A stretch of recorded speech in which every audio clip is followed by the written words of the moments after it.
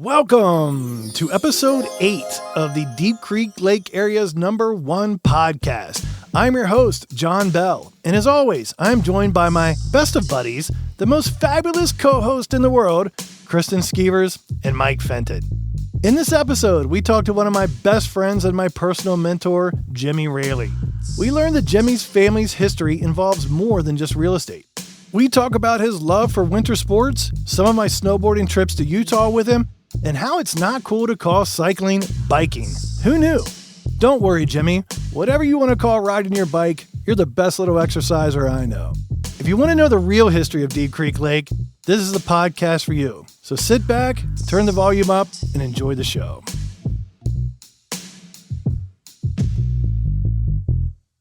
What's up, everybody? Mike, you literally just told me, and I already forgot. Is this episode 7 or 8? 8. This is episode 8. How's your day going? Good day? It was a heck of a day. Dude, today started off like 6:45 this morning. I was like, man, it's going to be a pretty good day. Then by like 7:15, everything caught on fire. It was one of those days that welcome to real estate. I picked a great day to drop a bunch of balls.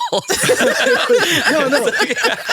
There was no way we could not have dropped balls. Yeah. It was literally that day I woke up and I was like, hey, I'm leaving for vacation tomorrow. I've got to get a couple things done first. It's going to be easy.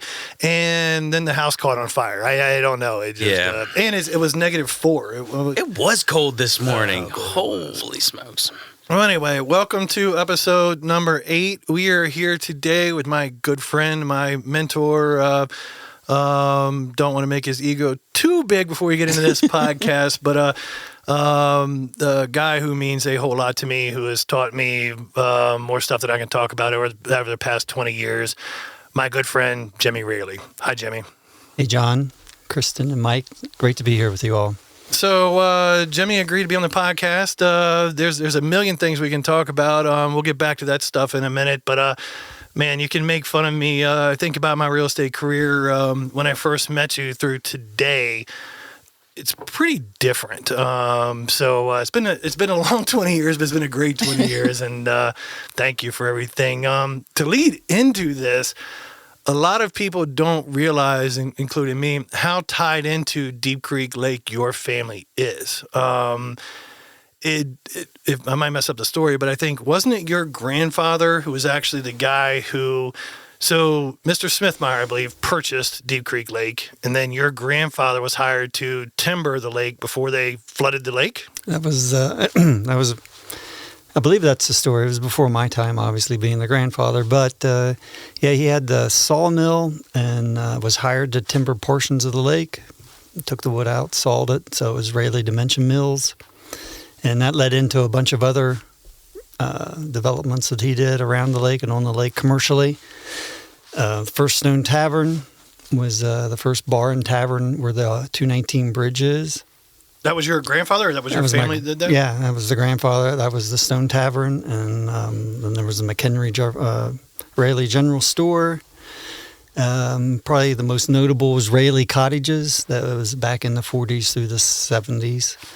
They were all built by him, C.M. Railey. I'm not old enough to remember Stone Lodge either. I don't know. Do you remember it? Was it here when you were here? Yeah, I was like probably 4 to 6 years old, something like maybe 8 years old. I know in all the old postcards and at our office and at Shop and Save, when you're walking through the old pictures of Deep Creek, it's in all the old pictures, but I wasn't here to see it. Yeah, there's a lot of things that happened around the lake. Obviously, 68 when it came through, and I think that was around 65, maybe it was longer. I don't know when was 219 redone? The story of 219 I know is through my in-laws and Noel. I remember when they first built 219, Deep Creek Drive would have been 219 before they built the current 219. And when they were kids, they'd argue if they want to take the old 219 or the new 219, just whatever. So Noel was born in 79. So somewhere after that. So I was thinking exactly. Insert here. It was somewhere around that, but when they widened and changed the bridge and the lanes, they took the Stone Tavern away to make room for the right-of-ways and everything. Oh, that's so it was there until then. and it was the place to go. Somebody who's not originally from around here, and I see all these super cool old pictures. And it's like, if you're heading south on 219, the Stone Tavern was on the left-hand side. Yeah, just before the bridge. And then the cottages were on the right-hand side? Yeah. Okay. And then there's another kind of, I think these old pictures are in the museum too. There was an old swimming dock because it used to be a boat launch ramp and everything, and that's basically the whole family hanging out on the dock with some friends. Your family? Yeah. Okay. So my dad and his brothers and their wives. So your cousin Beverly, she came in and talked to me when we were remodeling the office, and she's a gem. I'd love to have her on. So she told me that the Lakeside Park was where the cottages were. Yes. And that's kind of, she said that was a gift from Penelec, I guess, Was that- to your grandfather for timbering. Like he got that slice of land as part of payment. That's what she said. Yeah. That's why he had such prime real estate, and it was like the only beach, and it was like this great area right beside the bridge because he helped timber it, so he kind of got like first dibs on land to buy. Was that Glendalough Lane? Is that kind of where that area is? Yeah, if that would be part of it. That would be the northern end of it, the southern part being the bridge. And then I've not heard that story, but her father, which was Bud Railey or Charles Railey, is kind of the historian that really does have all the facts and figures. He's passed now, but he was the one that kept writing and talking about all the things that his dad did and his brothers. I didn't realize your grandparents did real estate development either. I knew they were timberers. I didn't know they did the shops like that. I thought that kind of started with your parents, but I guess not. No, I mean, Charles or Cecil or Slick was his nickname. He did a bunch of things, and right and wrong and good and bad, like everybody does. But probably the coolest thing was a lot of the stone cottages around that area and the Glendalough Lane and, Glendale Bridge Road State Park. There's a lot of fireplaces and old log cabins, and like he was the one that built the fireplaces. Gotcha. In all those places. So Stack the stones and... stacks the stone, and everything. So those cottages, the cool thing when everyone thinks about this, Deep Creek Lake and tourism, Railey Cottages was the first place you could rent on Deep Creek Lake. It wasn't Will-O-the-Wisp or, the Heises.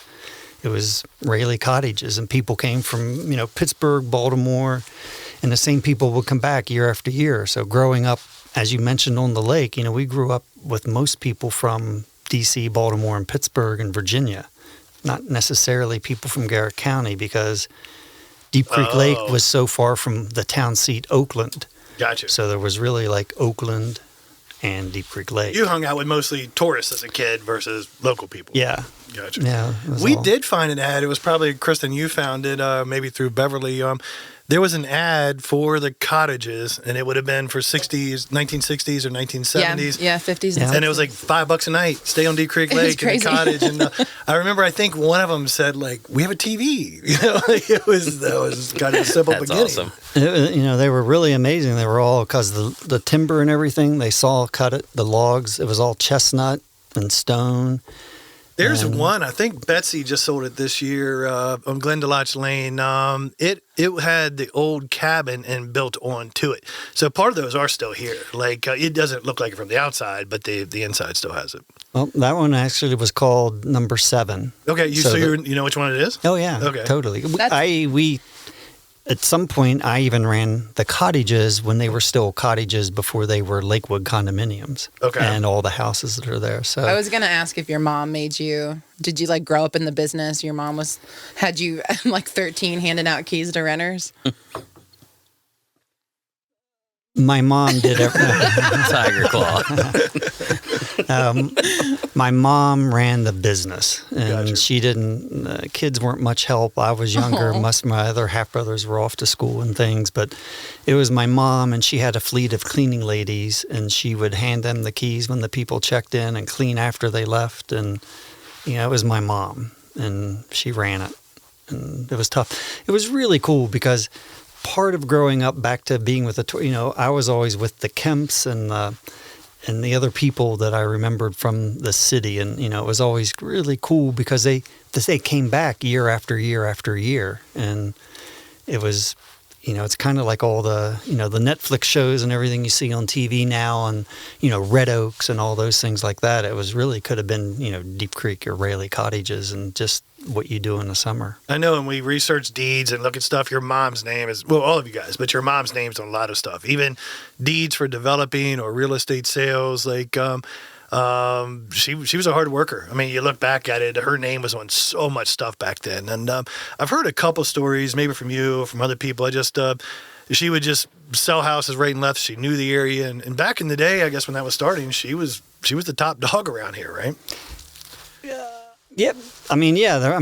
Again, back until you grew into your prime. Then, watch out. No, it wasn't even me. I've never been top dog around here, and it was always, my mom wasn't top dog, but she definitely lived by, you don't sell, you need an offer. So she was always like, we'll make an offer, or we'll sell it, or we'll do it. But back then, we were selling out of our living. Like, this is one thing no one realizes or not. Like, the house we grew up in, which was the cottage rental house. And then we moved into one of the units when we couldn't afford to rent the cottages anymore. But out of the living room, there were 2 bedrooms in the back. One was mine, one was my parents', and the front was the kitchen, living, and dining, which was the office. Okay. So that's how we started selling with, it wasn't even a copy machine. It was something, I even forget how, it was one Press page. hard, third copy's yours. It was something where, they just had to put it between 2 pieces of plastic and a cardboard, and then like 3 minutes later, the front page of the contract came out. Well, I've heard this too. So a lot of that would have been, I guess, in the Lakeshore Drive area. And didn't they kind of, I guess the state built the road, didn't they kind of just develop Lakeshore Drive as they went down? Like, didn't they just start building, your houses and they keep growing Lakeshore over the years? Or it's not like they just came in and put that whole road in, was it?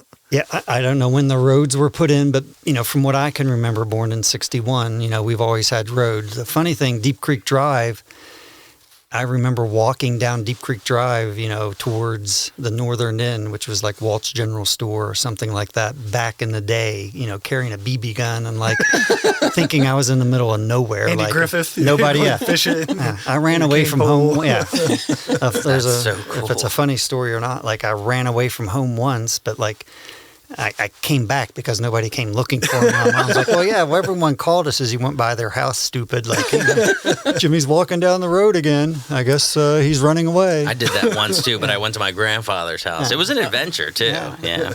So, but, yeah, it was just, I remember the neon. It was a really cool, Railey cottages, and it was really cool when we got neon and just stupid things like that wish you could have back today.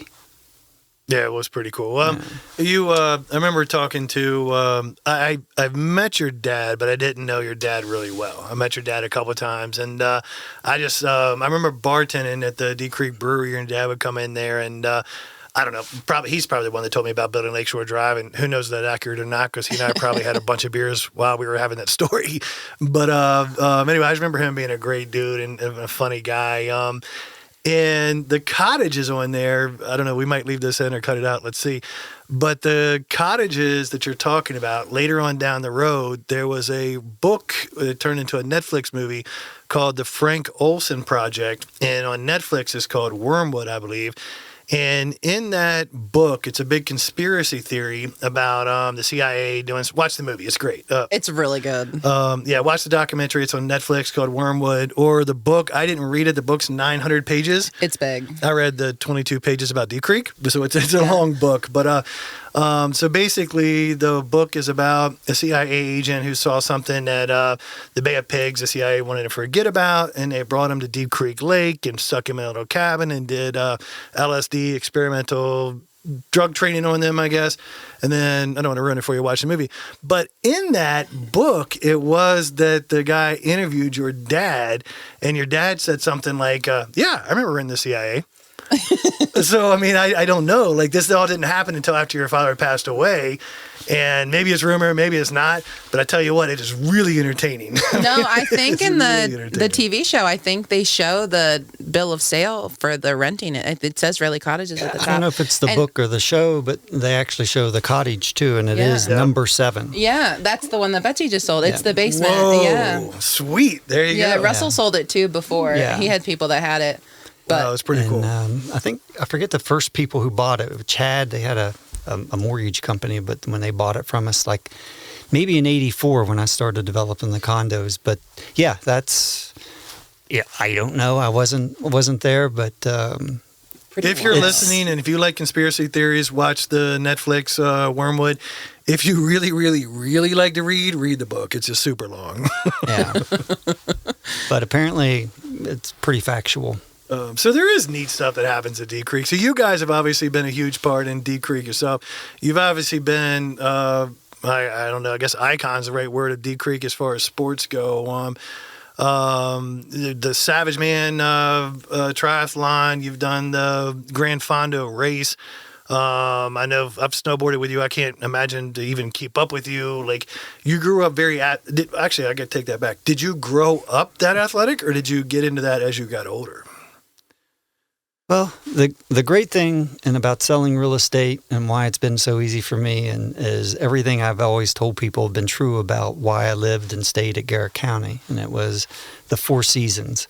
So if you live in Garrett County and people are coming here that want to have sports and recreation, then, all you have to do is be part of it, and you're going to have some of the best in the world. So yeah, I mean, skiing, water skiing, snow skiing, tennis, mountain biking, all those activities, were here at however you wanted to do it. And the cool thing is when you start doing it in Garrett County, which every kid knows here too, you really don't know how to compare yourself to the outside world because it's pretty, there's not that many people to compare yourselves against. So you compete against your friends and then you get really good and then you find out, oh, you know what, I do know how to ski or I do know how to ride a bike or something. So I've never played conventional sports against you. Like, we've never played football or basketball, but I have water skied with you.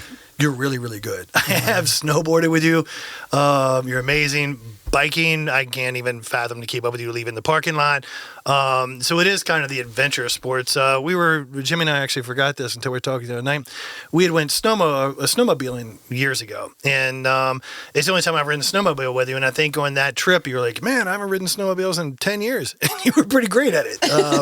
So you definitely grew up taking the advantage of the outdoor adventure sports lifestyle. You took advantage of what the area had to offer. Yeah, and it was a great place to be too because it offers the best. It's still some of the best cycling, skiing, everything in the world. What was WISP like when you were like a kid in school? Has it like changed a ton, or it's pretty similar? WISP was like, back when I was in school, so I'm 61, so you're 45 years ago. I mean, the WISP was awesome because it was in your back door. Thank Evelyn, Helmuth and the whole Heiss family. I mean, it's amazing that that's here. But saying that, it was also like trying to ski with a flashlight, tied to your toboggan because there was like 6 lights coming down the face and it was, just boilerplate ice. So if you could ski here, you could go anywhere and be a great skier. So I think that's true a lot on the East Coast. I didn't realize it until I got older. But the saying is, if you can ski on the East Coast, you can ski anywhere. And it was so icy today. It's awful today. Yeah, I mean, if you're just a beginner, you can ski anywhere in the world if you can ski it here. It's kind of neat. I just listened to an interview with Karen Myers a couple of days ago. And in her interview, she was talking about the Heiss family. And they had, I guess, Will-O-the-Wisp, as we know it now, is a big hotel. Will-O-the-Wisp, back when your parents were developing their cottages, was just cottages too. And a comment she made was the Heiss family did not plan on opening the ski slopes. They said they just couldn't afford to keep the cabins open. There just wasn't enough rentals in the wintertime. So he had went to a convention or something. He goes, oh, well, I'll open a ski slope. And I think that's literally how the ski slopes got their beginning. It wasn't on that interview, but it's a lady I'd really like to interview. I'm trying to get her on the show. She was kind of giving me a history of the Deep Creek. And she was telling me that it was a guy named Skeeter or something who took a motor out of his truck and they made the first pommel lift out of it. And I don't know. Like, I just think it's funny. Like, the Wisp for what it is now is this great, big, huge, nice ski resort. It started with some dudes cutting down a tree and making a lift out of an old truck motor. That's literally how it started. Well, Skeeter Bowman. That's a guy? That's Skeeter Bowman. And whether he got the car engine and put it up, however they rigged it up, and they used the not the wheels, the rims. Okay. And then they just hooked a rope and then ran a rope around the engine, and the rope kept spinning. So How many people died? yeah, I don't know. I mean, good. Tiger Claw. The EPA didn't exist back then. Definitely, your OSHA wasn't around. it was like one ski day per. Your gloves lasted a day because of the rope. pommel. Yeah, the Ooh. pommel. Oh, It was so a rope toe, not a pommel. I've ridden rope toes before, Yeah. so I'm thinking the one you hook between your knees and it pulls you. No. You're talking actually you have to grip gotta- on it, and you were First- going to ruin your gloves, and you didn't have great gloves back then. They didn't make them. And if you can imagine, whether it was 200 feet long and how heavy a 2-inch diameter piece of rope is. Oh, yeah. So it buries itself down into the snow or in ice, and then you got to kind of dig it out and grab one and take off. It was long before the magic carpets that are over there now. and Wait, all that I stuff. learned with the rope tow. They Yeah. still had a rope tow on the bunny slope, which is where the terrain park is now. yeah. They saw that when I was a kid learning, and I've burned gloves, and you flip over the side, and your mom's yelling at you, and you can't squeeze tight enough to get up to the top. Yeah. But now they have that thing that comes behind your butt? There's that, and then they have like magic carpets now that are like rubberized, and your skis just Well, sit. that's on the actual bunny slope, but on the Yeah. terrain park, they have the little, right? What are those things called? It goes like, you like hook it Supposed behind to your sit on butt. it. Trust me, Yeah. I'm as green as it gets, so I don't it's like know anything. it's like a T-bar. You just hook it behind you. Okay. In 40 years, people will be like, man, remember that carpet you had to stand on and took you to the top? But it is so much easier. And there is a it's so feeling of nice. accomplishment. Like we all started there and you're a kid or whatever old you are, and you finally make it to the top without falling, and all your buddies fell. And I mean, it is kind of fun. Yeah. The magic carpet thing, I did that with Natalie a couple of times, my daughter, when she was growing up. And it is amusing. People still fall off of it all the time. It's not that hard, but people still fall off. Yeah, it's hard to stand it. But I mean, yourself, you've gone to Park City and skied Oh, yeah. around the world, and because you started at the Wisp. No, 100%. I think about it all the time. Where was I? It's not called Squaw anymore. Alpine Meadows, I think I was at. And I was at Alpine Meadows last year, I think it was, and I sent you a picture or video from the top of some bowl up there. And it was something I could have never imagined I snowboarded down. And there was two reasons I sent you that video. Is one, I thought you'd like to see it, and two, I was really nervous, so I was giving myself 10 minutes before I went down. And I'm a I don't know intermediate snowboarder at best, but growing up here, I was able to hang out there. Now here's a big difference. I remember going out to Park City with you and Lee a couple of times. And those guys, once you guys get there, you just get so much better so fast. Like it was amazing to me. Like I was able to hang with your son Lee out there, but I couldn't keep up with him by any stretch of the means. Like he lived here for a long time, started snowboarding here, and he went out there for a couple years, and his ability level just got, and yours too. You guys just got, it's just bigger. I just remember thinking, wow, these guys are really good.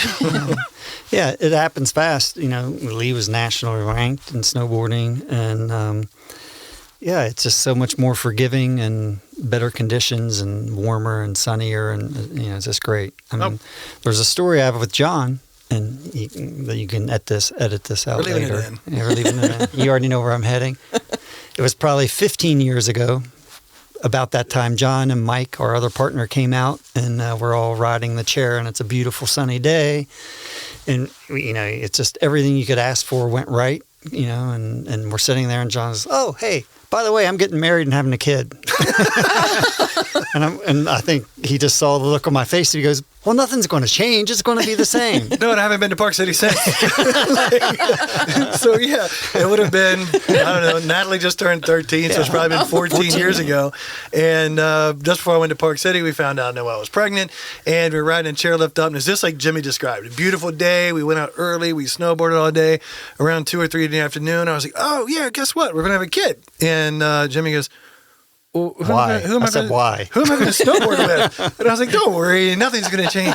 Fast forward 15 years, I haven't been to Park City since. Have you Last been? time we snowboarded together. Yeah, it probably was. It probably was the last time we snowboarded together. Do you All right, still we're gonna change snowboard, that. Jimmy? No, when I left Park City in 2011, that was the last. I haven't been on skis since then. So wait, how long? 11? 12 years. You think I could keep This will up be now? 12 years. Ooh. No. I still don't think I could. He's over here. us. He's over here rolling his eyes when you're talking him up, and he's like, "Nah, you couldn't beat me." So, Jimmy, you're going to have to fill in part of this because I've never done it and don't understand it. I wear soft boots. I guess what I do is called freestyle snowboarding. You do both. You'll freestyle snowboard with soft boots, and you also wear the hard boot like clip-ins. And I would tell you, there is not a chance I'm keeping up with you on that thing. That is intense. You move. Yeah, I mean, it's just a different style of, and it's more for racing or carving. There was a to place say. in Park City that would take our picture, and we had it taken one time, and you're kind of cresting this hill, and I don't know, I thought I looked super cool, and I was standing up and looked like an idiot, and then my picture, I was like, man, I'm going to buy that picture. That's the best $20 I ever spent. And I looked at Jimmy's, and he's basically laying down, but not falling, just cutting an edge so hard, like literally just laying down, making a turn.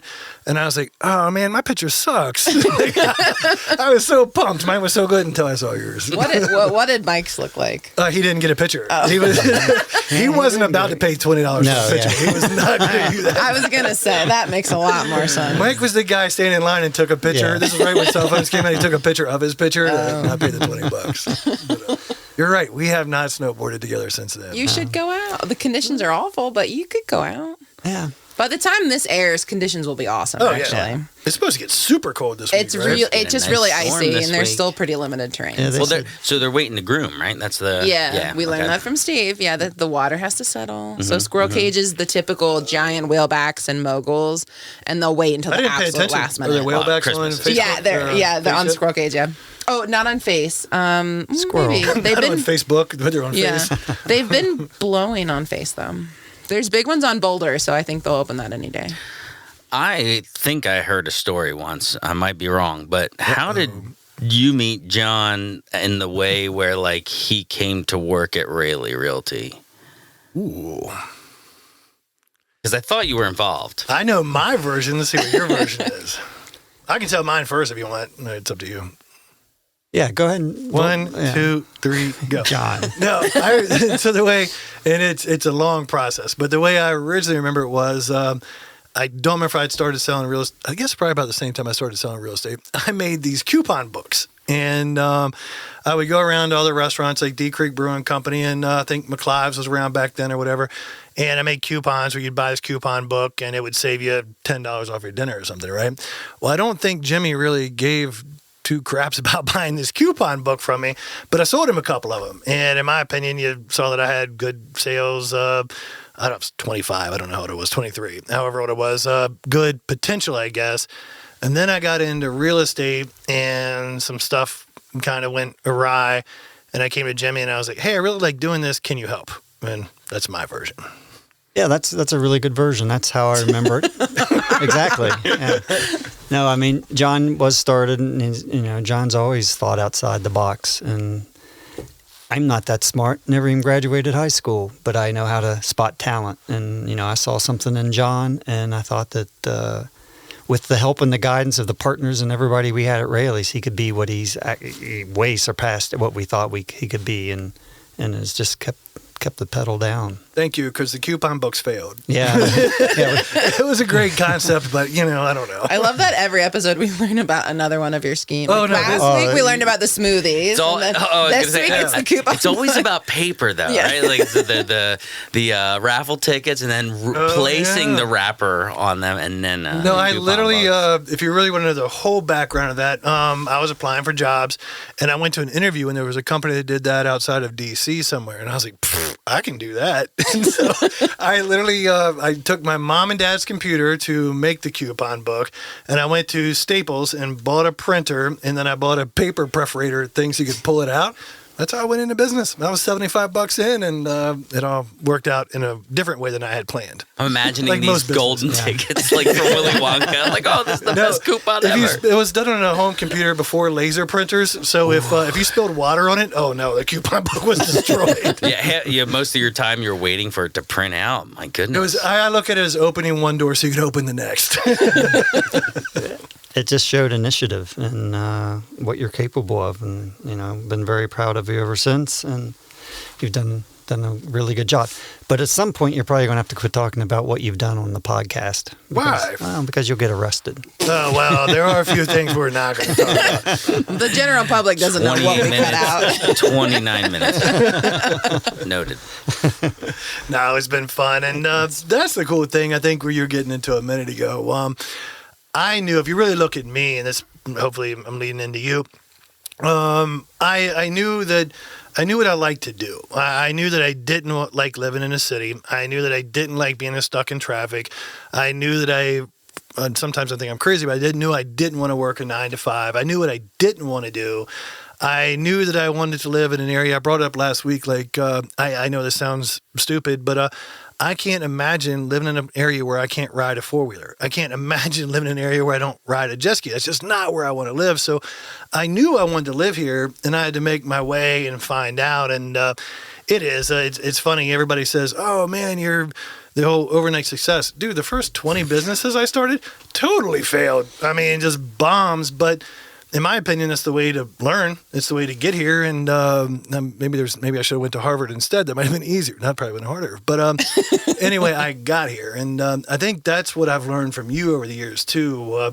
I didn't know for a long time that you didn't graduate high school. Your story, if you want to talk about it and why you didn't graduate, is actually pretty great. But look at where you went. And maybe if you would have graduated high school, maybe you went to college, maybe you went to Harvard, would be here, but maybe not. I mean, you've, in my opinion, you found an area that you loved. Your family was established here, and you said, I can do what they're doing, and I can make it better and keep rocking and rolling. And your name's pretty much everywhere. It worked out. Yep. Well, I did get a GED. Oh, you did? All right, Yeah. sweet. There you go. And I did go to college for about a semester. There you go. But I did get kicked off the bus when I was 12 or 13 years old, and a friend, Jeff Bell, picked me up. And that was probably the last time I went to school.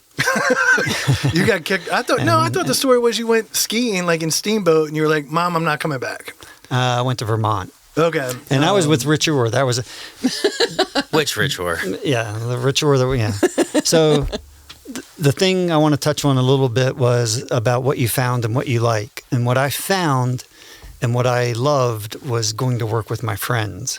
And Tommy Thayer, Russell Bounds, Billy Weisgerber, Rich Orr. I mean, 4 of us went to high school together. They're a little older than me, not Russell. Uh-huh. Yeah, but I was going to work every day was just a way to get away from everything else that was going on that was wrong, because we had such a good time and we believed everything that we were doing. So it exponentially turned into a good business model. We have that too. Like, I started the show talking about how crazy of a day we had, Mike, right?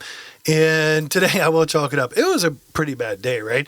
But it was still better than what my day would have been in other areas. I got to remind myself of that sometimes. I don't think I've ever put on a suit and tie and went to work. Maybe I should. But our bad days are still better than I think a lot of people's good days are. And that's what you forget that. And I think the cool thing about us is one of my favorite part of selling real estate is actually selling the real estate. Like the paperwork and all that kind of stuff and the emails bogs you down. But the fun part is being around with clients and showing them houses, because they're like, oh my God, look at that view. And you're like, oh yeah, that is a good view. Because you just get immune to it because you see it every day and we're humans. But it's when you take a step back and look, even though today was a rough day, it was still a pretty damn good day. It's a better day than any city that you're living in. And back when I was selling real estate 20 years ago, I have a really good friend, and kind of like it was a great day. We skied, we water skied, we mountain biked, we went for a running, we went out to dinner, and we're laying out in the hot tub. Dennis Friedman. Okay. And, our mouths are belly out of the water because we're just so tired and we're relaxed. And I'm like, man, I can't wait to retire. And he just sat up. And so he's head of cardiology. He's super stressful, like, big time in D.C. in the area. And he says, what are you going to retire from? Like, people aspire to do what we did today. That's what they're dreaming. And you do it every day. And it's you. You said when you stopped and looked at the sunset or the river or the skyline, like, yeah, we do it every day. And it's a lot of work, a lot of stress, but it's a great way to live. It's a good wake up call. It reminds you, this is actually a pretty good life. We've joked about this, and I honestly don't think I'll ever retire. And honestly, we can say you haven't either. I think what you do is just slow down, and I don't have any desire to ever retire. It's a poem. But really, or no, I just is it, or did you just make that up? Yeah, no, I really did. That's a good bumper sticker. We can put a TM after that. That's a bumper sticker. Logged. That's the point to it. As long it's cliche. As long as you do something you like, whatever. But I actually enjoy what we do. Now, someday I do want to slow down, but I imagine myself being 98 years old, making a deal on a Deep Creek Village unit. I think it'd be great. Maybe 2 a year. I'm not saying every day of the week, but yeah, there's no point in ever retiring. It's so cool. It is. It's easy to take for granted too. Because my wife, she's taken care of my whole life outside of real estate. Let's put it that way. And I'm like, oh my God, I drove all over this beautiful county today. It's easy to take for granted, but it's a beautiful thing. We're a different breed of people too. We talked about in the last episode. Like, I'll notice every once in a while if I'll get kind of in a bad mood, it's because I don't make myself do stuff. You know what I mean? You'll get lazy, you get in the routine. If I don't make myself go snowboarding, I'll be like, oh man, I'm not in a good mood. Well, if I just go snowboarding, I'm in a great mood. You know what I mean? You gotta make time. You've got to, Jimmy, you're the one that taught me this. It was about going to the gym. You've got to make an appointment. Like, I remember talking to you one day. I was like, man, I never make it to the gym. I always plan on doing it. And you were like, well, what if you had to show a house at 2 o'clock? What would you do? And I was like, put it in my calendar and show the house at 2 o'clock. And you said, well, just put it in your calendar. And that actually made sense to me. And it drives Noelle crazy. I would literally on my calendar hang out with Natalie, take Natalie to soccer practice. But I do that, and I make appointments for myself, and that's the way Mike sees my calendar. I do, and I do the same thing. And Mandy hates it. I'm like, please email me. Please send me an Outlook invite to what you're talking about right now. She's like, why would I do that? I'm like, the best thing about John's social calendar is that he put my wedding in an hour and a half early. And I was still late. And he was still late. And it literally said, Kristen's wedding, in all capital letters, do not be late. And it was in an hour and a half before it even started. So one of the best things about me is I'm not afraid to admit my flaws. Yeah, I'm sorry. I'm always late. I'm always late. I'm always late. Oh, yeah, maybe not that late, but I love you preemptive. Love you. It was a beautiful wedding. It does make me feel bad for being early. I'm like, am I not managing my time well? Like, no, should I be later? Oh, no, always late. All right, so what year, so you got into biking, and I remember being in Park City with you. See if you remember this. We were in Park City, we went to Sundance, and we watched a play or something with the guy from The Office in it. You remember? And I'm leading this because this is when I met your friend Marty who does the biking stuff. What was that play? No idea. Anyway, it's kind of cool. Like one of the guys from the... Gosh, I probably should have looked this up before. The main guy? Yeah, not Steve Carell, but one of the Andy, I think, from The Office. Oh, Ed Helms. A play, and it was me and Jimmy, and it was in Utah, and a couple of your friends, and we watched, and he was there. We didn't get to meet him, but we were standing 10 feet away from him. But at that point, I think that was when... I think that would have been 15 years ago, and I think that's when you were saying, hey, look, I'm really getting into biking, and that's when you started going to Europe and doing some of your bike tours. Is that right? Is it bothering you that he's saying biking and not cycling? No, it's okay. Am I wrong? Okay. No. Make fun of me. It's cool. So it's called cycling?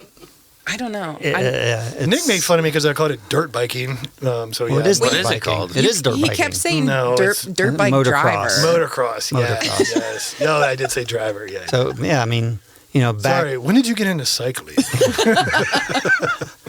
Well, funny too, because I was into the motocross too, and I forget the name of the lake.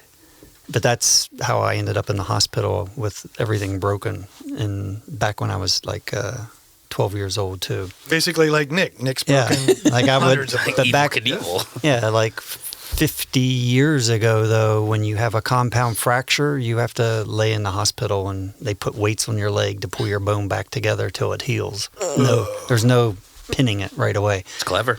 I would quit after that too. It's not that much fun. It wasn't that much fun, but. So for snowboarding, there was a gentleman, and he and I would compete at the national level snowboarding. And if he wasn't a winner, then I won the following year. And he actually put a team together that wanted to go do the Tour de France as an amateur group. and he had the money to do it. So that was 2004. You see the guy I was thinking about? You probably don't remember. We went to dinner with him one night and then went to that thing. I remember being a really cool guy. He was a rider for U.S. Postal, but that was just a friend. It wasn't the guy Okay. that started, what I still, 17 years later, still, I'm fortunate enough to still go back to Europe every year and cycle. So you're the guy that's a good enough cyclist, and you took your training wheels off. Yeah. So you figured out how to take your training wheels off. You hooked up with this guy, and you guys do the promotion. Like, say I'm a wealthy guy, and I want to ride the Tour de France, and I need help because I don't know where the path is, or I may not make it up the hill. Like, I remember seeing a picture of you one time where a cycler was going up a hill, and you were behind him, actually giving him like a little push. And I have no idea who that guy was, and hopefully you weren't pushing him over. But I was like, holy shit, I couldn't pedal up that hill, and you were pedaling hard enough to help push that guy up the hill.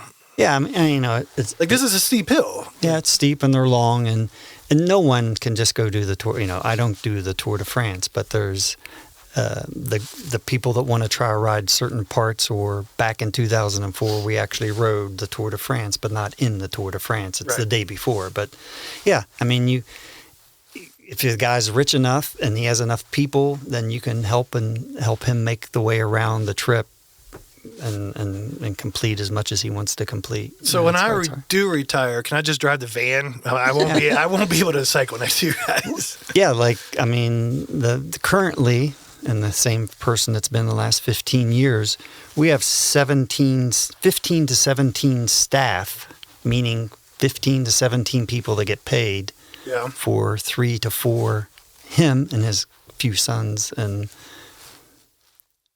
Your pictures are amazing. Like, Yeah. I'm sure it's a workout that you wouldn't it's believe, and crazy. it's something you're into. Yeah. Again, you found a way to make a job. Found of a way something to you make like doing. and it's been amazing, and I thank him. And So where's your favorite place to cycle in Garrett County? Because you've done the Savage Man a billion times. the Savage Man is still one of the toughest rides I've ever done, Okay, and the Diabolical Double.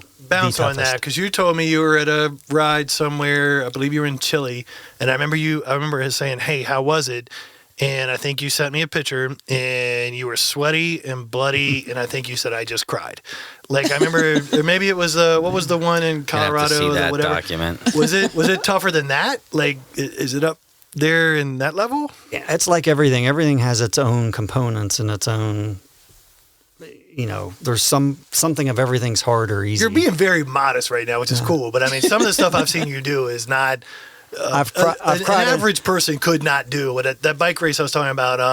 An average person could not do. What's the one? Leadville. Leadville's tough. Yeah, And okay. it's because it's all above 10,000 feet. So the distance and the terrain isn't bad, but you start at 10,000, you climb up to 13,500, and it's, an 8-hour day above 10,000 feet. So I've cried a lot.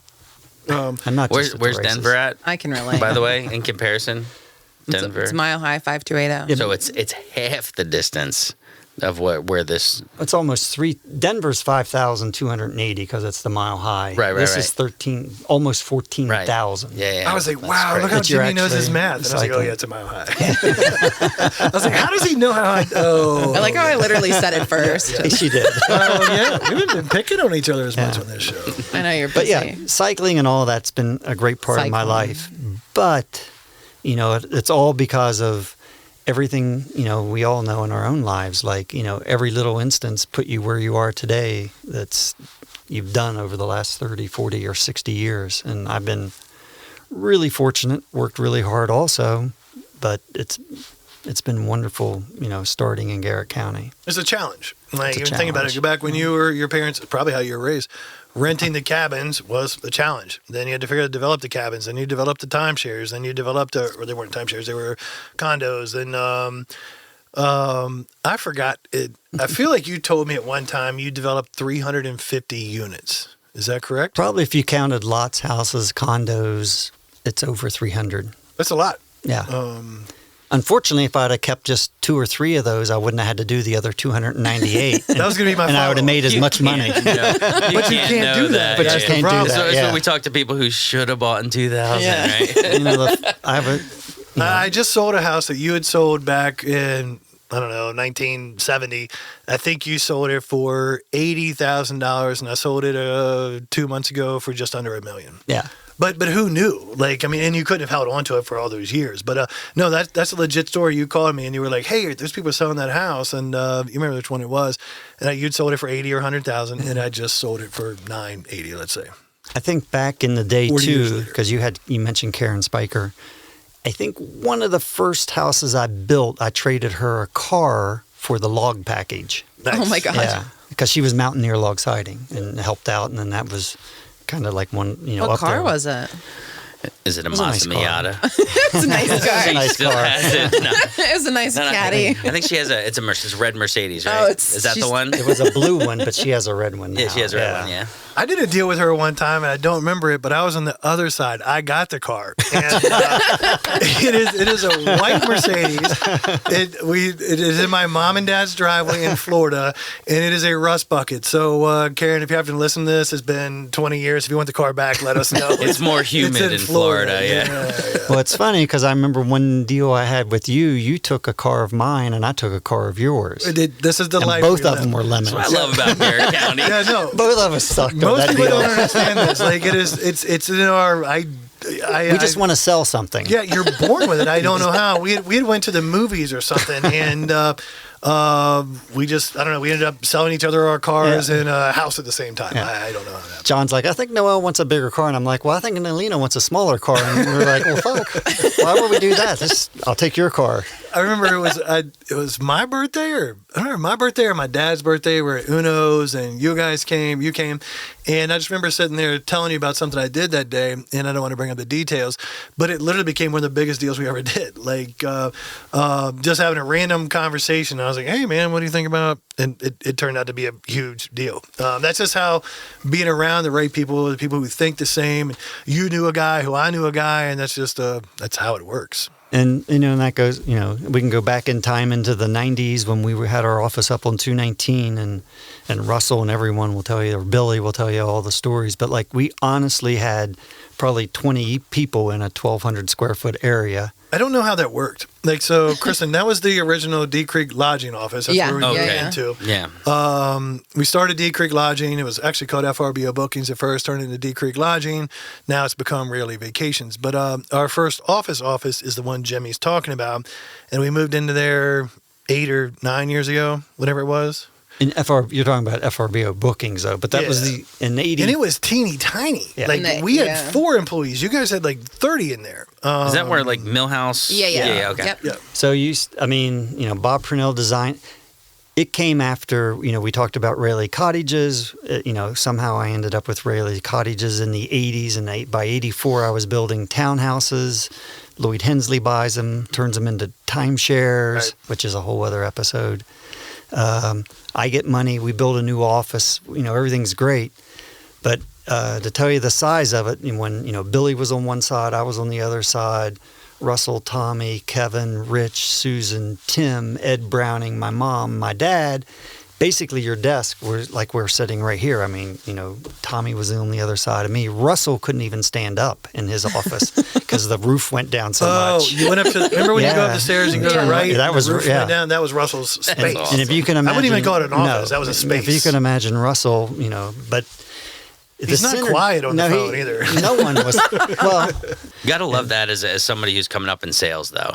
Yeah. You have access to all the little nuances of what's going Every on. nuance. Yeah. The newer agents, we love you, but you don't get it. Like, they all have offices and stuff like that. Get out of your office and go stand next to somebody who knows what they're doing, Jimmy, and that's- don't let them see you. You probably did this to me on purpose. My very first desk at Railey Realty was like a school, like a eighth grader school desk sitting outside of Nancy Trotta's office. And I didn't fit in the chair.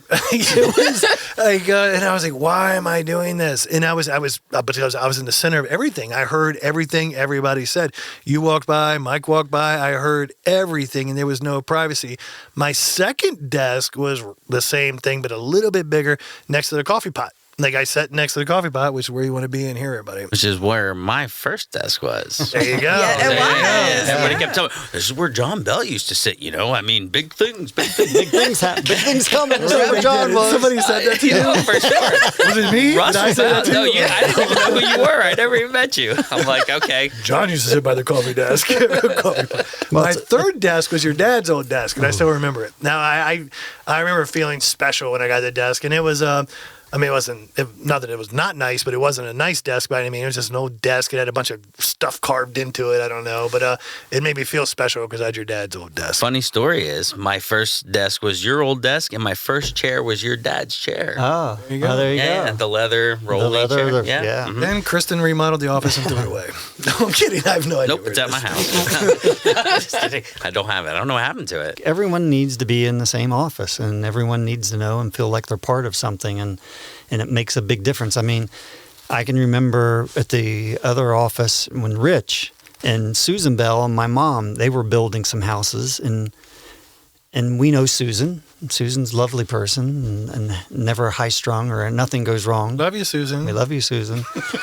But her and my mom were arguing about something, and Susan picks up a Rolodesk and wings it at my mom, and Rich is watching everything because we're sitting, and he runs upstairs to get me, but by the time he gets me back downstairs, they're like picking out toilets again. Like, it was like that. It happened. They got along pretty well. They got along and they great. were very successful. I lost track of how You many saw houses you see the houses too. So the thing that gets lost, and it's not just at Railey's or Garrett County, it's with everyone, is the history. And it's everyone thinks, well, Jimmy goes and skis, or John's out in Hawaii, but like they don't know the 20 or 30 years or the 40 years or the 60 years that led up to that point. So you always have to take things with a grain of salt. One of my friends was listening to our podcast, and I was talking about Nick's episode. We interviewed Nick, and I think we did really well in the beginning of Nick's episode. Let's say the first 40 minutes of Nick's episode I thought was pretty good. I thought we did really well.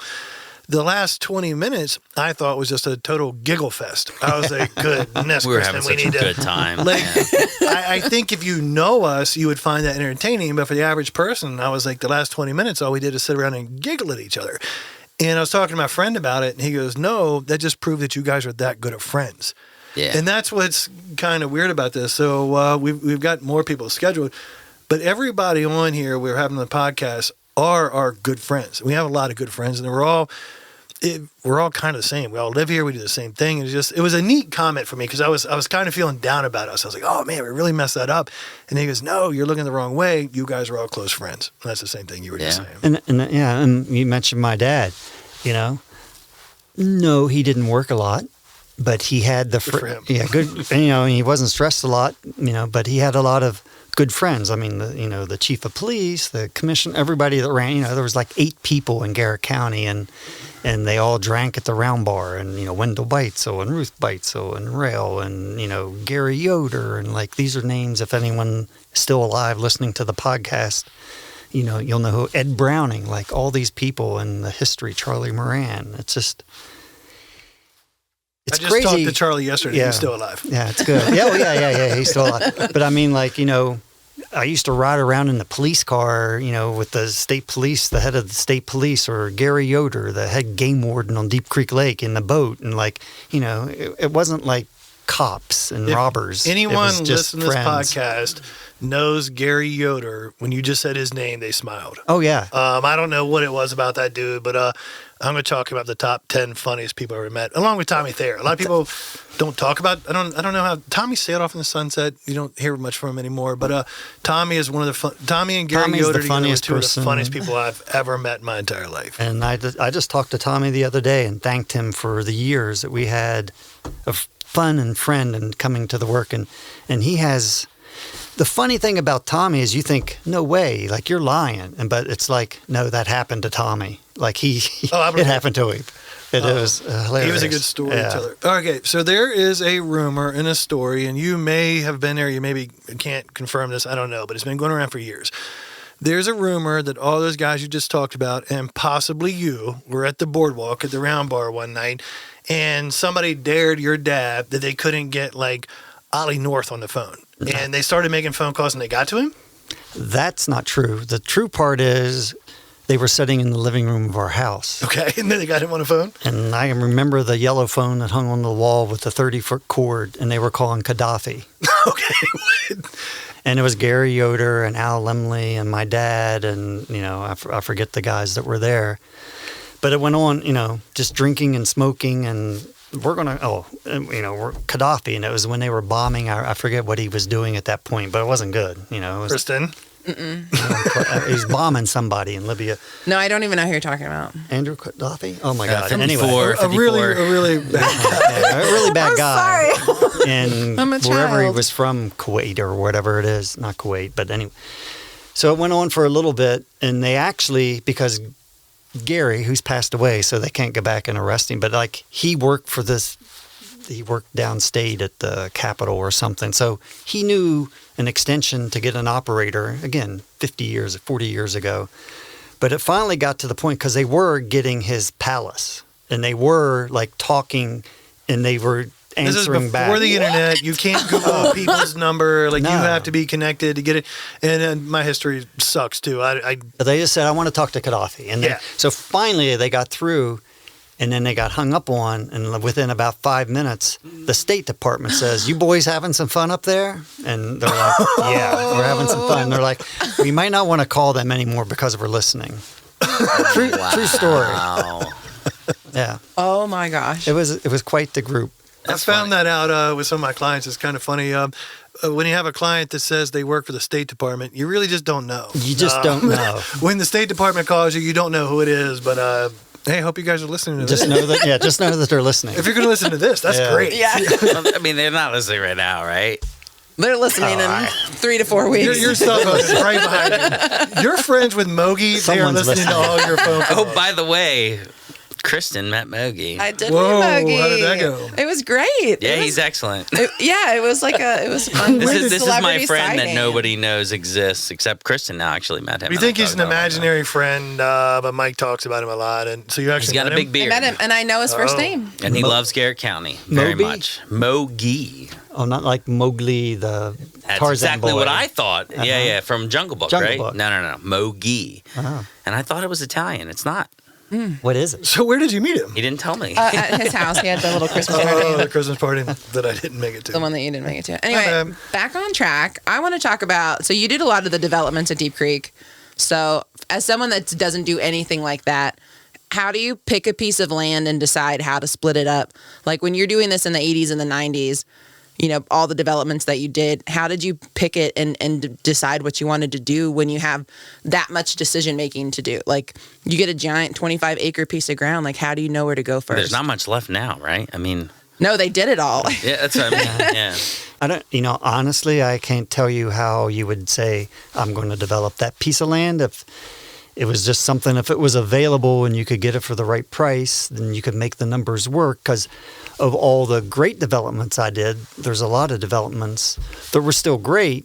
Deep Creek Village was going to be one of my greatest, or, our partners and everyone, but it ended up not to be because the market went bad. So it's every... If you could have just kept it, it's doing great If now. I Yeah, could- it's doing great. Dude, you're selling... In 2022, it is amazing. You would be a billionaire, I think. I mean, it was you're pretty selling close. 1 unit for what we sold 8 units for. So, but again, it's everyone said, "How did you do it?" and whatever. Like I didn't do it. I was just smart enough to get the right people and surround myself with the people that knew what to do. And a lot of the times it worked out. But it's quite obvious if you're like Lake Point and you have the Wisp and you have the waterfront and you have all the views and you're like, well, that's a no-brainer. Well, Yeah. it was a no-brainer. But then, Yeah. you're looking at somewhere out on the end of, Lake Forest or Sandy Beach. My best friends, that did Sandy Beach. I didn't want to do any part of that. John and Jeff, Yeah. they wanted to, and I'm like, yeah, no, that's never going to sell. And like, holy shit, like Sandy worked out. Beach. Yeah. Like, Your generation, though, you guys, as developers, you guys were luckier because you didn't have as many rules. Okay, nowadays we have so many rules, but you were also unlucky because you didn't have the guidance of those rules. Like, it's weird. Like, we more tech. I remember watching you at one point in time, I think it was Deercrest maybe. You actually mapped that out with a pencil and a piece of paper and a ruler. Nowadays, we don't have to do that. No, We now call it's all engineers. CADs and Yeah, engineers and it's just- everything like CAD that. is amazing. But And we Again- have 50 years of experience to go off of. Like, I'm lucky because I get to look back and see what you did. And I'm like, oh, that was a good idea. That was a bad idea. You didn't have that.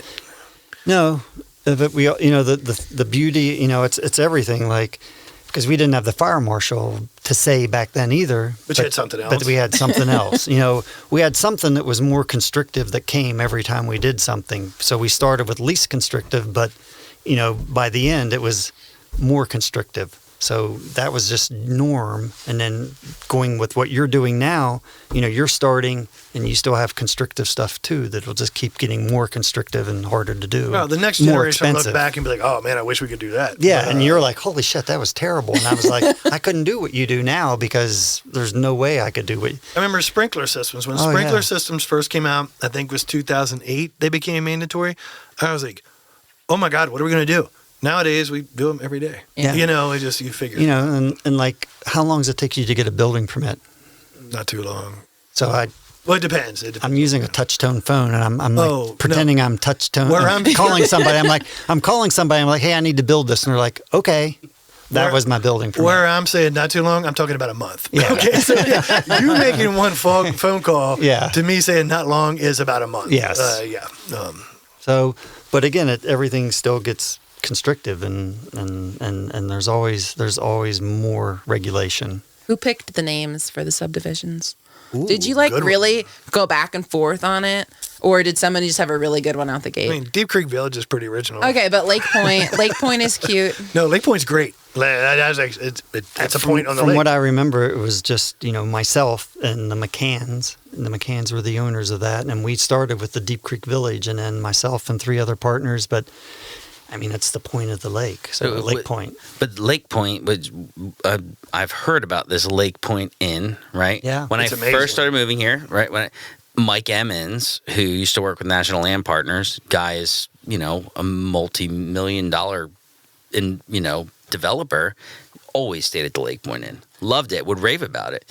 So that was part of this development, or was No. it there before? it was the there original farmhouse. It was the original McCann's farmhouse, and a client that I met years before, George Petty, became a good friend. He was a home check services out of Virginia, which we didn't even have home inspections here at that point. But he came up and he was buying a lot of property, and we became friends, and that was Pine Breeze and Lake Point and Lakeshore. I forget the developments we did together. But his dream was always to have a Lake Point a bed and breakfast. So when when we started talking about Lake Point and the McCann property, he's the one that actually converted that and did everything to make it the bed and breakfast. There's a picture of Noelle standing in front of the Lake Point bed and breakfast, Yeah. which would have been early 80s, maybe Yeah. 1980, I don't even know. She would have been 2 or 3 or 4 years old. And the Lake Point Inn, I don't want to say a dilapidated farmhouse, but it was an old farmhouse. It was pretty dilapidated and nothing else. Yeah. And Noelle's grandmother's house was across the street, which her parents bought and where she grew up. But you got to imagine in 1980, that beautiful bed and breakfast you're talking about, which is amazing, was a dilapidated old farmhouse. Yes. Yeah. And just terrible. But that was so the names just come, I forget the names, but it's not that inspiring, and there wasn't like a ray of light that came down and we're like, oh, ta-da. 40 years Not salty when after Yeah. we won the dragon boat race, we're sitting outside of a pub going, wow. Yeah. It was kind of like that. So 40 years later, it is very easy to sit here and be like, or not 40 years, 30 years, whatever it is. It was very easy to sit here and say, no, that's a no-brainer. Lake Point's the most beautiful, one of the most top 10 beautiful properties in the state of Maryland. At that time, it just made me realize when Noelle was standing there was nothing there. Like, Noelle's family's house was a 2-bedroom cottage across the street, nothing fancy, just a little 2-bedroom cottage. The Wisp was basically, I don't know, a fire engine truck with a rope tow, and it had gone from there. But you took a huge risk. Like, it wasn't like. Well, back then too, I mean, I forget what it was, but it was over a million, it was a lot of money $1 million 40 is years a ago. ton of money 40 years Yeah. ago. That'd be 10 million today. It was Maybe it 20, was I don't a know. million and a half, I think, and then that's just to buy the land, and then you go from there. But every project seemed like that. I mean, In 1984, I mean, when I started building the townhouse, I mean, I was 20 years old, and I went to the bank, and they lent me money, and we started $1 million project with townhouses, and so yeah, it's always a risk, you think, but the risk and reward. I remember the first time I went to First United Bank to get a loan, they turned me down. And Phil, if you're listening, that was a very good idea. At the time, I disagreed with you, but that was a good idea. So it is not easy to get a loan when you're 20 years old. No. So they believe Not in now, you. yeah. Yeah, it was just a great time for everything. Is there something you miss about the area that's changed in the last, since you've been a kid? Well, you're the oldest person here besides me? Are you 44? I'm 45. Yeah. So I turn 46 next month. So what everyone says about life as you're growing up, and you're going to miss it, or you don't realize what you're doing, or how bad you're screwing something up, or making something worse than what it is, and you go back and the cottages. I would give anything to have the Railey cottages back. So. Yeah. The lifestyle, obviously, who wouldn't want the lifestyle of back then? Just not worrying about anything. My grandmother rowed me down the lake in a boat, and, I thought we were rowing across the Atlantic, but, now it's Rock Lodge Road where Phil Rowe's house was. Big lake. Back then, I mean, and my mom kept driving by, we were going for a picnic. So my grandmother and I are rowing down, which ends up being 400 yards, but, it's across in the ocean. And, I remember my mom driving by in the station wagon to make sure we were okay. Who wouldn't want that? Yeah. So, The difference was you were a kid. You weren't worried. Your grandmother was. oh, yeah. She's probably scared of them. That's called life. My grandmother wasn't worried. She's tough. I My haven't mom was. thought about Phil Rowe. We need to get Phil on Yeah. the show. I bet you Yeah. Phil would do this. Phil- Phil, if you're listening, I'm calling you tomorrow. Phil was part of the rail and the Yoder and the Lemley, and yeah, it was really good. But I hate to beat a dead horse. I know I'm always saying I'm the outsider, but as an outsider looking in, I went to a final walkthrough one time, and it was on Lakeshore Drive. It was right at one of the four corners where it turns. And sitting there was a green book that said the history of Garrett County. And the people who were there for the final walkthrough were late by an hour. So you read the book? I started reading it, You were that bored. and this was actually before we started hanging up all those cool pictures in the Yeah. front office. And I mean, I genuinely fell in love with this area all over. Because you can see what you see when you come here. And I'm not an athletic person, but I love to go outdoors, love to go camping, love to hike, all that stuff, and always been attracted to water. And there's something of grit here, and ingenuity, and I feel blessed to have met all of you. Yeah. It's pretty cool. It's pretty cool. The dovetail off that, Jimmy will totally invest in your camping app. Okay, fair enough. Well, Don't do it. all right, 1 minute, 7 seconds.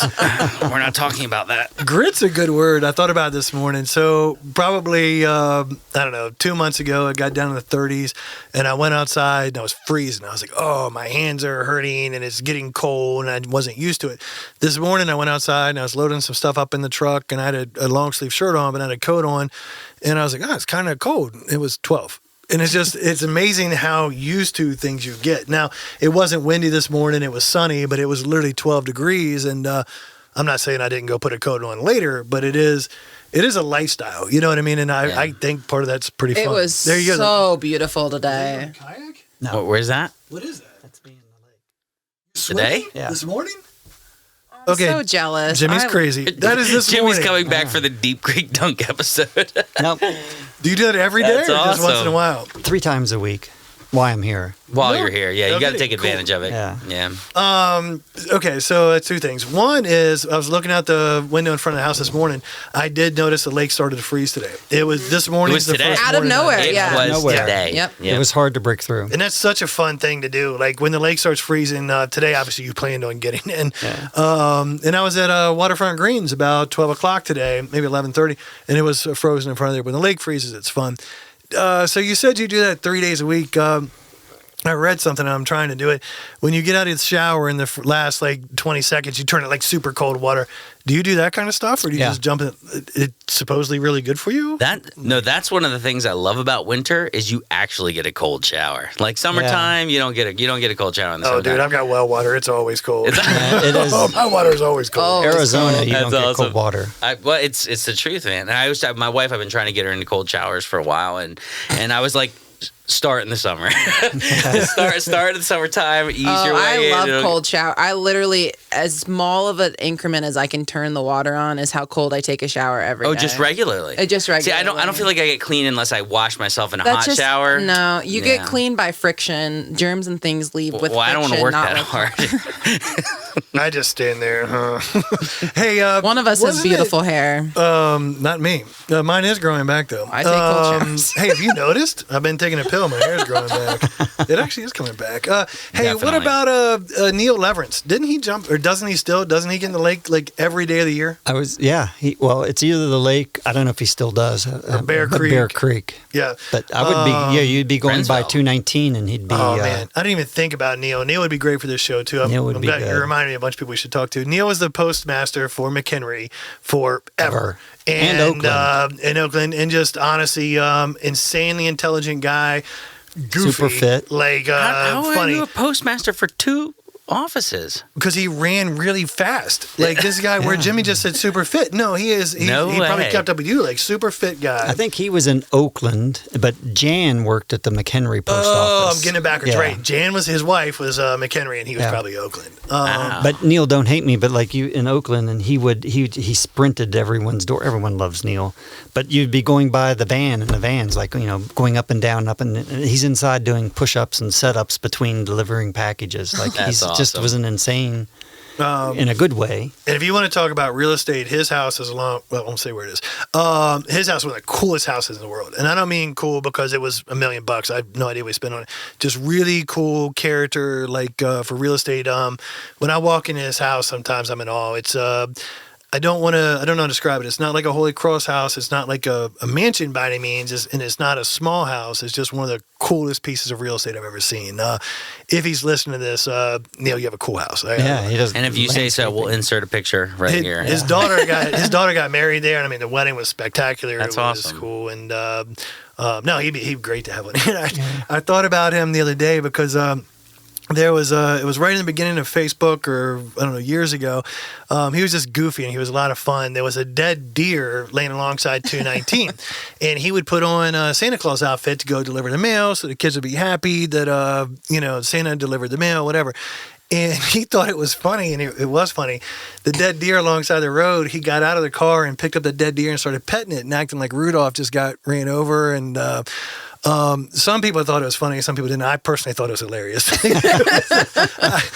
We've had Thanksgiving in Neil's house. Like Neil's like, we've got to get him on here. He's Neil would be good. Great dude. Yeah, he's fun. Do you have a couple questions, Kristen? No. The couple I was like, no, we've had a great chat. Hey. Oh, okay, back on subject. 2 questions we ask all of our guests. The first is, what are you salty about? So, and that's like what bothers you, like what just irks you. Like a pet peeve. Like a pet peeve, but it can just could be like current, temporary. could be forever. When we first started this, we were going to do what are you not salty about, because the show is called Not Salty, because we live in a lake and the water's not salty, but nobody cares what you're not salty about. We all know you like sunshine and rainbows and puppies, and everybody does, but what really makes you mad? Ooh, he's smiling. Ooh. You don't have to answer. Yeah, I honestly, Nothing comes to mind. So you're actually probably the second or third person that had done that, and we may need to get a new question. You mean not having eighth person All right. to not have an answer, but that leads back to it. Probably the reason why you didn't. Hard to be upset when you live here, man. You're happy, and Yeah. that's. I have a list. I mean, I don't know. Did you stub your toe this morning? I mean, how mad can you get about that? Well, in not fairness, but like maybe you've noticed, maybe you've not noticed, but I feel my last year, what I'm really salty about was getting hit by a car on my bike. I was wondering if you're going to bring that up. But I'm also grateful because I felt that it's allowed me to reflect and when I was in the hospital, it's like, I could have read Steve Jobs' book and whoever else's book. That's like the last thing you're going to worry about is, anything but being alive when you're in a situation like that. And honestly, last year when I was I wasn't thinking about anything but being alive and my family and friends. And so that's not a not so. I mean, that's kind of the okay. opposite. You're salty about drivers when you're cycling. Maybe salty about the driver. Who was I'm that guy? thankful. Let's go look him up. Yeah. But that did change you, like in a good way. And I'm not saying it changed you drastically, but I do notice that did change you. there's not that much stuff important anymore. You just showed me that picture not long ago, and there's a straight up picture of you face down on the road after getting hit by a car. And it's only funny because you're okay. But the reason why it's funny is, who took that picture? Which one of your friends? I mean, why did they not try to come help you? They're like, oh, I'll help you in a minute. No bunny get this ears, picture. I hope. Jesus. I don't know if it was the police or the EMT. Oh, the picture just showed, they were It wasn't like, Lena? No, Lena was, no, not Lena. Lena's my wife. But she wasn't. There was a funny joke about that, too. I think my mom sent this to me the other day, and it was something like, oh, I'm sorry to hear that, Jimmy died. And it was like from poison, but they were doing the report, and they were like, well, why does he have all the bruises? And it's like, because he didn't want to take the poison. Hot dog. His body was covered in bruises. Well, he didn't want to take the poison. So it was just something. We haven't talked about Lena at all. And then in the first couple episodes, I didn't intentionally bring up Noelle because I was like, oh, Noelle's going to make fun of me. She doesn't want to be on this, and it's not her. But then, I don't know, episode 4 came out, and she goes, why don't you ever talk about me? And so hopefully she appreciates this to know I'm talking about her. But I don't remember the exact time you met Lena, probably 15, 20 years ago. And I remember when you first met Lena. It was at some place. Oh, that's right. Yeah. She came over, we had a party, and I referenced how pretty she was. Oh. It was very... In a polite way? Referenced? In John Bell's inappropriate way. I was a couple beers deep, and I got a couple high fives. Have you ever heard of like nice John Bell, or have you always heard inappropriate John Bell? Well, we can skip over that part, but I've never met an appropriate John Bell. Never met inappropriate? No, I haven't. It only comes out every once in a while. It only comes around my really close friends, but it's funny when I don't have a filter. So yeah, no, I was in my inappropriate was like, dang, Jimmy, good job, and there you go, you got married to her. Yeah, so it's been wonderful, and that was life changing also. Well, you met her on one of the cycling trips, right? Yeah, she was the physical therapist, the doctor for the group. And that was in 2007. She's awesome. We all love her. Yeah, she's awesome. Thanks, Lena. Hopefully you're one of our 2 listeners. Yeah, she should be. And, everything, you guys brought up and talked about, thank you. It's been nice. It's always nice to talk about it, and hopefully it makes me remember even a little bit more. And there's so much I'm sure we didn't even cover about any topic. We've got one general. more question for you. You got to answer it. Best Honi story. What is, in the case of your first show you listened to, Honi is a bar on Deep Creek, which I was thinking we need to interview Matt Smitty. He's the manager there. He'd be good for this. Honi is just a really fun bar we all go to. What is your best Honi story? From what I've been told, it started, I forget is it the Honi's the drink, right? The red drink? Is that called the Honi? This is 40 years ago. I think we'll it was go called... with that. It was called something like Honi, but it's basically was just punch juice and tequila and everything else. And so we're building Lakewood townhomes, condos. This is back in the 80s. And, we got something completed, the roof put on or hung a door or something or whatever. So Tim, the leader of the workers, and, we're like, let's take everybody to the Honi. And so we went to the Honi, and there's pictures of me riding. Someone was cutting the grass, and I'm like bareback riding the guy cutting the grass. And we're in the water, and again, you could do this. There was no Facebook. There's no Facebook or anything. And unfortunately, legend. It was legendary. That was legendary. And Tony Durr was the contract. He's carrying, 2 of us. Tony's not a little guy. Tony, 8 foot tall. So he has Tim and I both just under his arms, and we're walking all around, and we're just still doing shots. But the next day, I'm showing the house that we're living in because we're selling it to these people. And I mean, we threw up all over that. The dog is, we threw up all over the house and in and out of the house. And the people show up the next door and the doors and the windows are open. I'm just like sweating, I'm just like so hungover, and the house stinks and reeks. And, I think they said, oh, Jimmy's, not feeling well today. And I'm like, I am sick and I'm so hungover and I'm sorry. And they bought the house. It was Tim. It was the house on Glendale Bridge Road. But, it'll buff. But it started at the Honi. And I worked, that was my first job, was pizza. It was called the Pizza Pub. And I was 13. The Honi was the pizza pub before it was the No, the Pizza Pub is where Uno's is. Okay. Kind of. And it was just Paul Cornish was one, and I forget the other guy who ran it before him. But I was 12 years old and 13 years old and working there. My cousin got me a job until midnight with Greg Johnson and Bill Elliott and all these guys. It was just an amazing, amazing part of life. But so it was the Pizza Pub, and then the Honi was below it. But that's whether it happened or what all happened, but that was probably the last time I drank tequila too. That's kind of the history of this too. I was thinking about Mike Delegati would be good. Mike Delegati. Yeah. So that's why our Uno's here, and I don't want to get into some of the specifics of it, but our Uno's here is not like a regular Uno's. It was basically the Pizza Pub, then they turned into Uno's. So this Uno's has steaks and all kinds of stuff that a lot of people don't. And then the Honi was built next to it. Yeah. It was supposed to have all the Chicago famous dishes, but because of Jim Delegati, Mike's dad, they had a whole bunch of different fairs. It's legit. It was there was a documentary on it. Jim Delegati did invent the sauce for the Big Mac. I just watched this the other day. He invented the Big Mac. Well, there you go. Even better. The sauce is what, Well, the sauce is probably what makes it, but he invented the Big Mac. Interesting. And hopefully I don't get it wrong, but a royalty from every Big Mac ever sold. I heard it was a penny.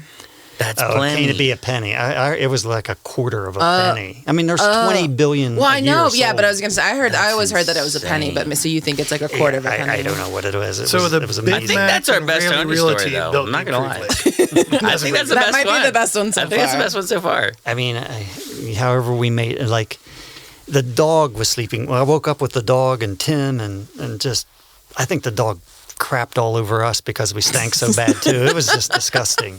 And I don't know how Tony got us there, but that was a bad Honi story. It made me think of you because it's something else you taught me along the way. And you told that buyer what had happened. You're like, hey, I'm hungover. I had a great last night. I'm hungover. It's life. And you taught me that in the very beginning. This is your words. You taught me, you said, the truth is the easiest lie to remember. And that's been with me for 20-some years. And I think about that. And you never want to lie. Sales, you want to sell things, but you don't want to lie. But as long as you tell the truth, and you can believe it. Screw up. And I think people kind of respect that for you. Like a minute ago, that's why I'm okay with saying the inappropriate John comment. You know what I mean? Because I am human. 99% of the time, I'm a very normal dude. Every once in a while, I drink tequila and ride somebody riding the grass at Honi. Who knows? I mean, it's not the fact that you're both normal dudes is the weirdest part about you. Are we really? Are we weird and we just think we're normal? Who knows? I don't know. And you're not inappropriate, John, because you're inappropriate. We just love you. It's just funny. But it's just funny. Yeah, because I'm comfortable. You're comfortable, and you're like, oh, that was inappropriate, John. And I think that's how it got started. That's exactly how it got started.